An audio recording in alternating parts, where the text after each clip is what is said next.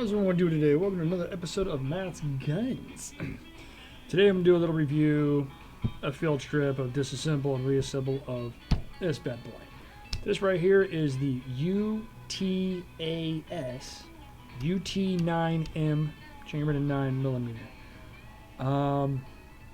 Personally, I would never buy this gun. Just go ahead and saying that right off the bat. The reason why is it was originally designed to be a fully automatic firearm. It wasn't really designed for civilian use or anything like that, I don't believe. But I do know, because it's the second one that I've ever worked on, that it was originally designed for full auto. And what I mean is you'll see three holes.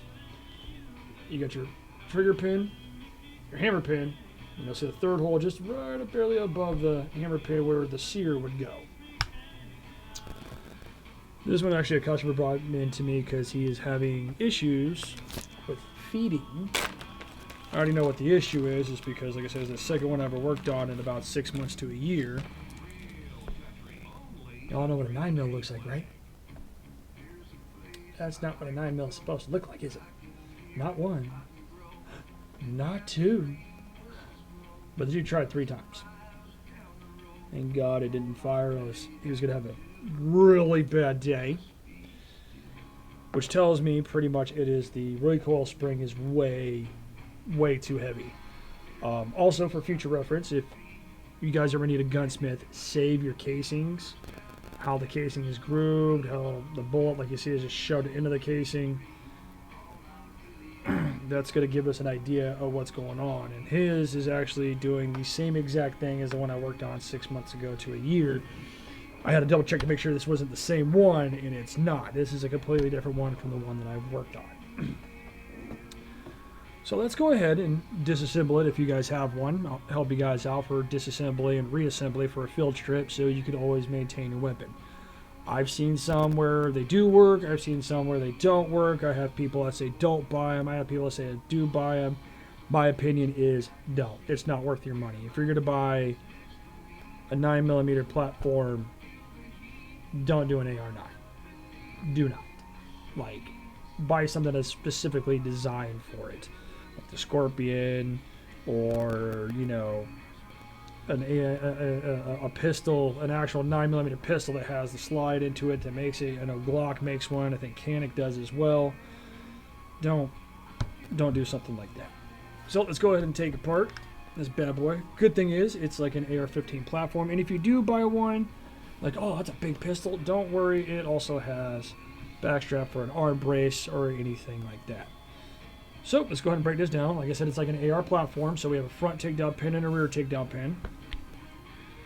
We're going to push this bad boy out. The other one I might have a little bit of trouble with, because there is a lot of tension on it. So I want to grab a little punch, small tap, pull it out. There's the upper receiver and a lower receiver. Like I said, they did take it off the AR-15 platform, which was good. It's not a bad idea.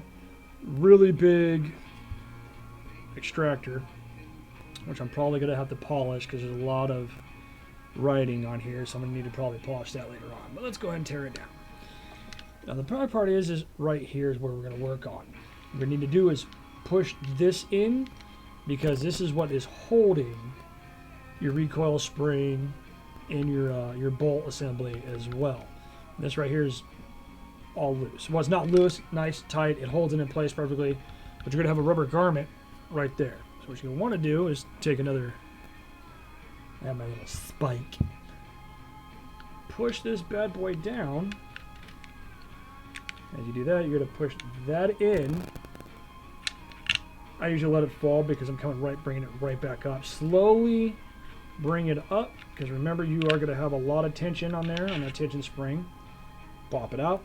I like to take my thumb, push it down to where I can feel it, remove my push pin, or sorry, my punch, and then, like you see earlier, slowly bring it out. And then you got your guide rod and your recoil spring. Pull back your charging handle. And there is your bolt and bolt carrier assembly. All in one big brick. That's what it is. Now take it apart here. This is all machined together. firing pin, everything, all that is all machined into this firearm. So it's actually easy to field strip, clean, put back together, and stuff like that. So let's go ahead and do that. What we want to do is just reverse engineer, charging handle and block. Feed it on through. Let it drop in. Take your recoil spring and guide rod with your rubber garment in the back. Put it in the hole. Line up the grooves. I like to take my little push pin here and again shove her down. Now real quick, I am going to explain something right here. This is where your rear takedown pin goes. This is what holds into and sits right in there. Right there. Now, what is holding that in its place is there's a little groove popped out. I don't know if you, yeah, there you go. See it? That little groove is what's holding that rubber back plate. So I'm going to feed it right back in.